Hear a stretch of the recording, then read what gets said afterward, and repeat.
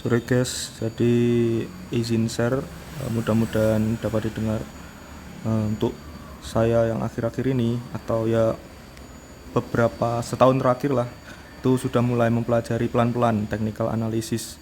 Technical analysis itu ternyata ya bukan hanya sekedar melihat grafik atau harga, tapi technical itu melambangkan juga emosi dari suatu pasar. Nah, untuk emosi suatu pasar itu jika berkelanjutan disebut tren. Nah, tren itu ada macam-macam, ada tren bullish, tren bearish. Kalau bullish itu tren naik yang berturut-turut itu bullish, biasanya bentuknya kurvanya gini. Nah, ini tren bullish. Ini yang mendatar grafiknya waktu, yang ini harga.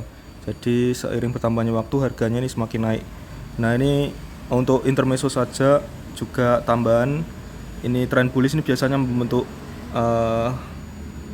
pola seperti ini ya. Jadi ada bukit lembah tapi menaik, istilah sederhananya gitu. Itu namanya higher high dan higher low. Ini kalau trennya bullish. Untuk memastikan trennya apakah itu tren naik atau tren palsu, kita juga bisa dapat menambahkan indikator di teknikal. Kita lihat namanya volume dalam perdagangan suatu saham. Jika harganya naik dan volumenya ikut spike atau naik, entah hijau atau merah tapi naik banget kayak gini, ini berarti bener trennya terkonfirmasi tren naik. Kalau cuma harganya naik seperti ini tapi tren volumenya itu kosong, itu bisa jadi pancingan dari bandar agal retail masuk dan jadi exit liquidity. Seperti contohnya kemarin saham Dada atau misalnya dan lain-lain lah. Itu tren naiknya tren palsu. Nah, untuk selanjutnya dalam menganalisis tren naik ini, biasanya aku juga gunain satu indikator tambahan, itu namanya MACD atau singkatannya Moving Average Convergent Divergent.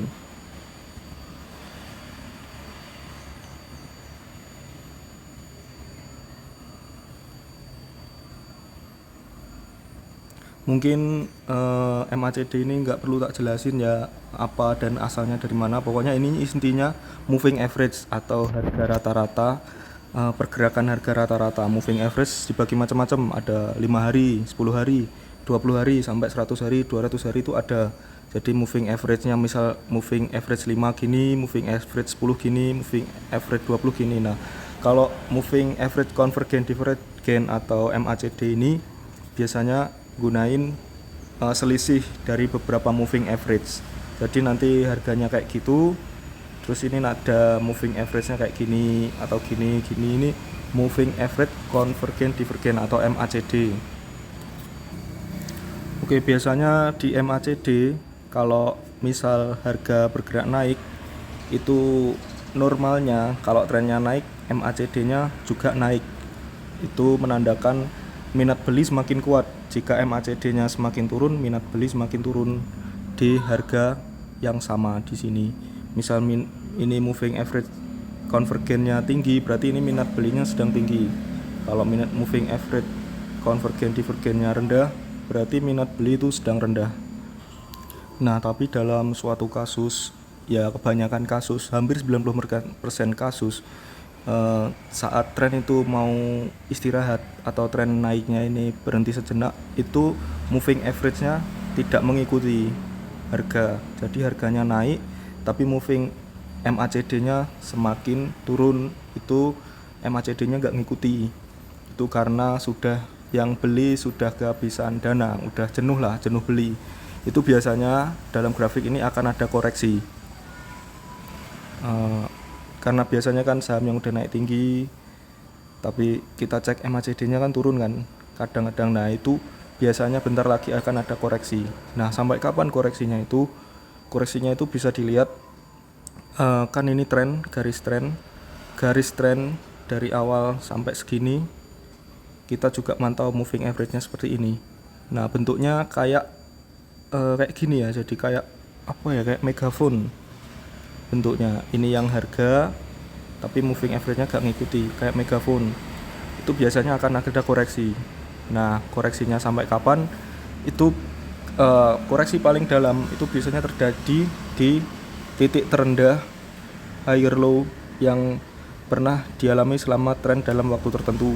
Misal kalau ini kan paling rendahnya segini, berarti nanti kemungkinan koreksinya sampai segini. Tapi biasanya kalau trennya masih kuat itu ada juga bisa aja koreksi di sini. Ini support pertama, bisa aja koreksi di sini, support kedua. Nah, untuk saham-saham yang akhir-akhir ini atau yang beberapa bulan yang lalu tak rekomendasikan, itu juga aku lihatnya pakai ini. Jadi harganya naik, udah naik. Nah, ini ada kesempatan turun nih. Turun, kita bisa beli di sini. Mungkin 10%. Nanti turun lagi bisa beli di sini 10%. Nah, kalau udah turun di sini di titik support terkuat karena ini lower paling rendah, ini kita bisa masuknya agak besar karena ini kemungkinan besar akan naik. Tapi nanti juga harus dilihat indikator lainnya kayak broker flow, aliran bandar, terus asing, terus kemudian juga dilihat rata-rata harganya tuh berapa. Rata-rata harga misal AK masuk di sini, kan nggak mungkin kan AK biarin sampai segini, pasti dia akan naikin supaya bisa keluar. Oke, secara teoretis sih ya kayak gitu aja sih. Mungkin langsung tak jelasin di prakteknya ya. Misal beberapa saham, 3 saham lah yang lalu udah bentuk grafik kayak gini. Ini yang paling gampang lah, 3 saham yang bentuk kayak gini, terus yang OTW kayak gini, dan yang belum kayak gini dan kayaknya menunjukkan akan kayak gini. Jadi ada yang sudah, ada yang present, ada yang past, present sama future. Nanti adalah coba kita langsung ke Stocknet. Contoh yang pertama mungkin ini yang andalan kita dulu ya. Yang ini yang udah terjadi, kita bisa lihat. Nah, ini bisa dilihat yang paling bawah ini MACD atau Moving Average Convergent Divergent. Kalau yang atas ini harga, ini volume, dan ini MACD. Nah, bisa kita lihat kan, ini MACD-nya dari sini sampai sini, ini harganya naik. Ini harganya naik segini. Tapi MACD-nya nggak ngikuti. MACD-nya turun. Nah, ini kan bentuk kayak tadi kan, kayak toa.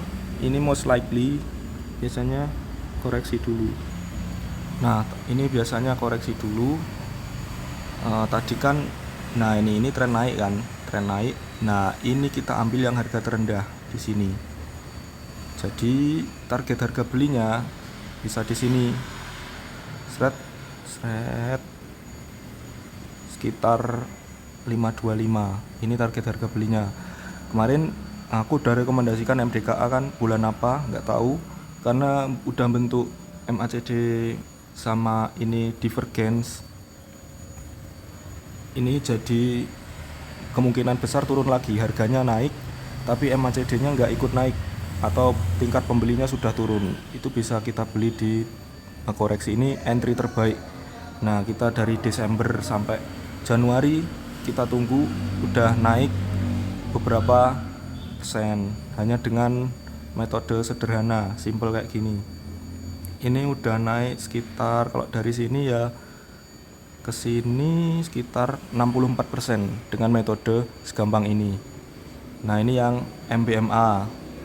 Mungkin selanjutnya ada apa ya yang kemarin? Oh ya, ini yang nggak tak share ke kalian juga ada NCKL. Kemarin juga sempat beli. Ini sama MACD sama harganya nggak ngikuti. Ini tren lainnya, harganya dari sini gini naik, harga naik, volumenya besar kan, ini tren naik. Sedangkan MACD-nya nggak mengikuti, MACD-nya turun. Nah, ini namanya divergence.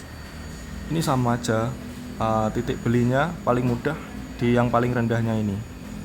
Nah, segini. Ini mulai November, jadi mulai November 2025 udah koreksi, harga naik tapi MACD-nya turun, itu namanya divergence. Nah, pasti kemungkinan besar kalau udah nggak ada yang beli kan turun lagi. Ini turun lagi.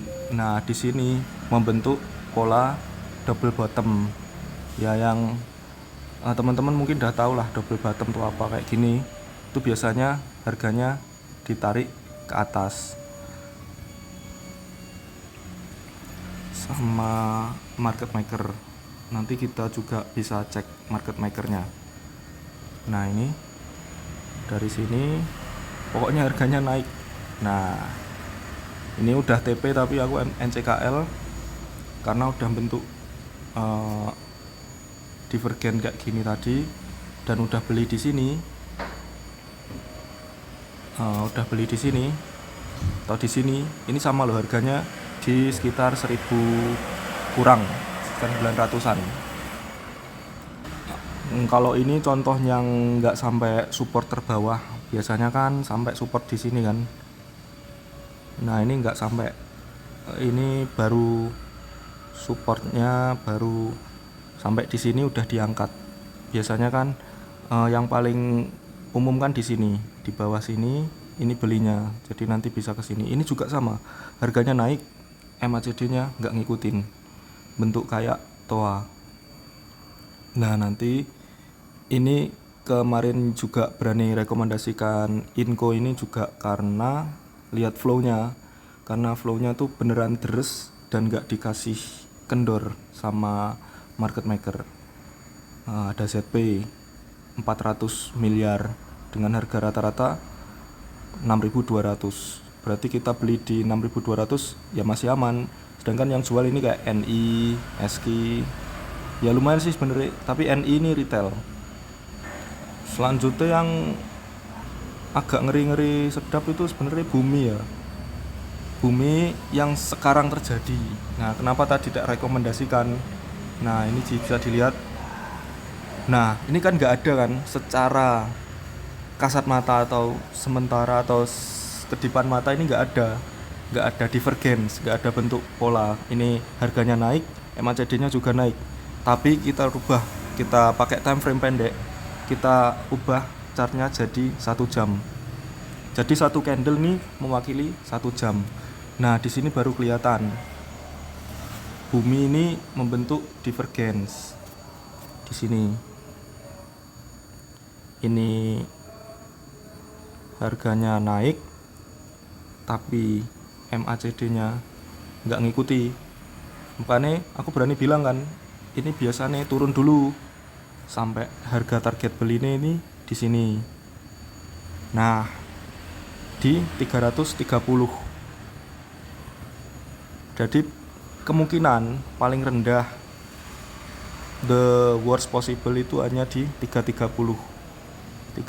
Nah, ini kemarin udah rebound kan. Nah, sebenarnya ini udah rebound di sini dari 330 rebound, terus hari ini tadi turun.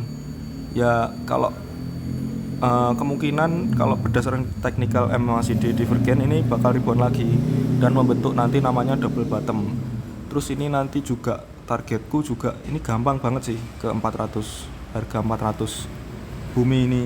Makanya tadi tak saranin beli di 340 sampai 330, dicicil belinya, nggak harus langsung beli jreng gitu. Ini untuk yang Bumi. Karena apa? Karena Bumi ini risikonya kalaupun nggak sesuai, risiko turunnya itu cuma sampai 300 karena Pak Salim punya kepentingan.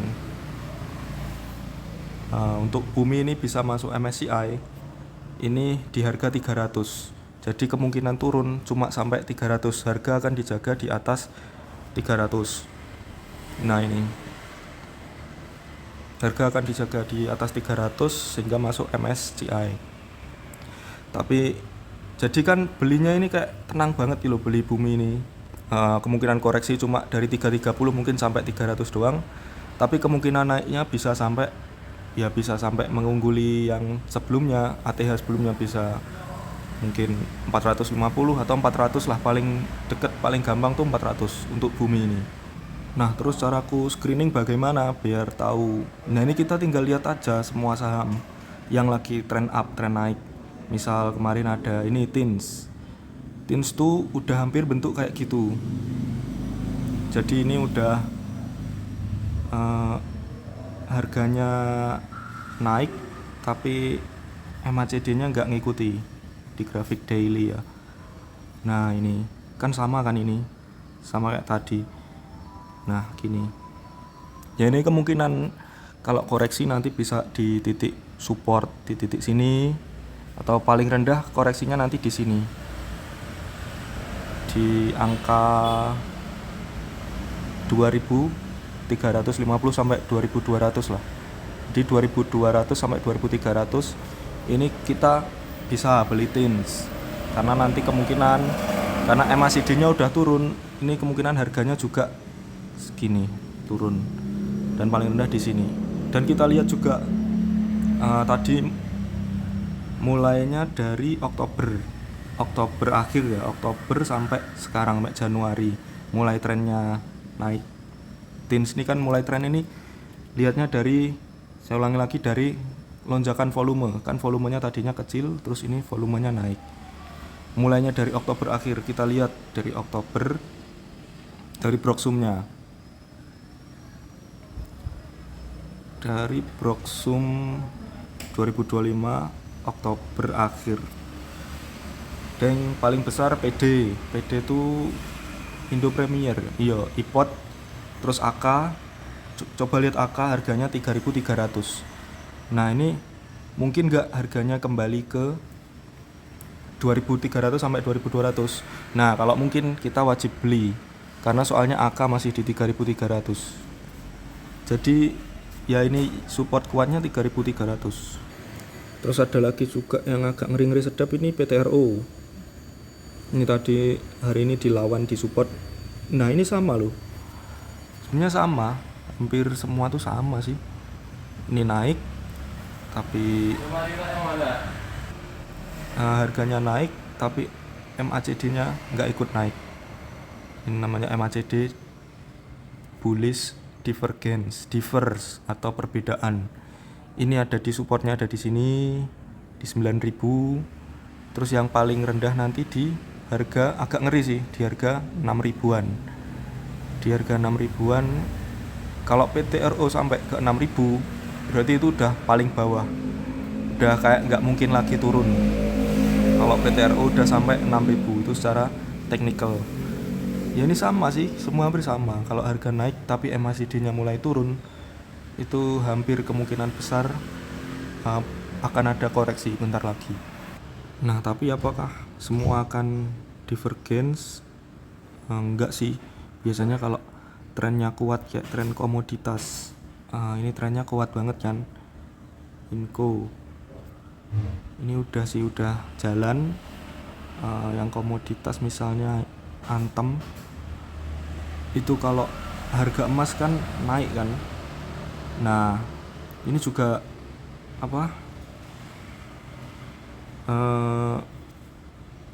MACD-nya datar tapi ininya naik, jadi masih oke lah, trennya masih terjaga.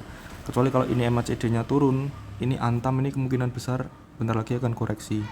Tapi ini MACD-nya datar ya sebenarnya nggak terlalu baik sih. Bagus ya MACD-nya naik, harganya naik, itu biasanya tren naik. Tapi biasanya kita udah ketinggalan saat itu. Ya paling mudah banget kayak tadi, misal MBMA, NCKL, MBMA pakai analisis tadi udah. Nah, ini sederhana banget loh metode ini. Cuma kayak gini bisa untung berapa persen ya? 60-an% lah dengan metode sesederhana itu. Jadi masuk Desember, jual Januari, tapi grafiknya kita konfirmasi lagi, harganya naik, MACD-nya nggak ngikuti, kita masuk. Nah, itulah cara ya teknikal yang sering tak gunain dan biasanya kan akurat, dan tak rekomendasi segini. Terus ternyata harganya segini. Nah ini Ratu aku belum sempat ngecek gimana. Ratu masih tren turun kayaknya, masih belum ada tanda-tanda pembalikan arah. Terus oh iya, yang tren turun ada ini, ada juga kok MTEK. MTEK ini kan sebelumnya kita udah naik, kita beli dari 600 kan. Ini kalau harganya turun, MACD nya juga turun, ini berarti udah masuk fase tren turun. Harganya dari sini sampai sini turun kan, ini MACD nya juga sama, dari sini sampai sini turun. Ini udah masuk ke fase turun. Sebelumnya kan tren naik kan, dari sini ke sini, ini masih tren naik, tapi karena koreksi terus jadi trennya tren turun. Jadi trennya berbalik, udah berbalik untuk MTK ini. Jadi ya paling gampang kita cari top volume lah, yang volumenya paling banyak itu biasanya yang banyak yang tren naik, saham yang top volume. Misal kita pilih satu apa gitu, kita lihat ada tanda koreksi nggak, misal MLPL ini aku belum pernah lihat, kita lihat. Oh ini trennya sebenarnya juga bukan tren naik juga sih untuk jangka menengah. Ini trennya agak turun kalau MLPL. Tapi kalau nemu misal saham yang tren naik dan MACD-nya divergence, bullish divergence, itu kita bisa mulai ancang-ancang buat masuk. Ini MDKA trennya tren naik, MACD-nya tinggi banget, masih belum tren turun. Ini udah lewat sih sebenarnya dari sini ya. Ini gini, nggak harus bentuk toannya, nggak harus sempurna, nggak harus apapun. Nah ini kan ada koreksi setelah MACD. Nah setelah jenuh, penjualannya jenuh, ini di support pertama langsung rebound. Ya ini mirip kayak sahamnya Antam tadi lah, baru support pertama udah rebound. Kalau ya yang tadi, kalau kita nemu, kita langsung tambahin aja ke watchlist. Misal emas ini tambahan bintang, all watchlist gitu. Misal, ini misal aja. Untuk PTRO ya gitu, tadi udah support pertama di sini, harganya dilawan. Nah, apakah bisa sampai 6.000? Nggak tahu, nggak ada yang tahu. Bisa aja dari sini udah rebound, bisa aja sampai turun lagi 6.000. Makanya kalau beli dicicil, jangan langsung all in. Ya sementara itu aja sih technical yang tak ketahui, paling sering tak pakai juga selama ini. Ya semoga bermanfaat. Nanti kalau ada yang ditanyakan atau didiskusikan, tanya aja, gak apa.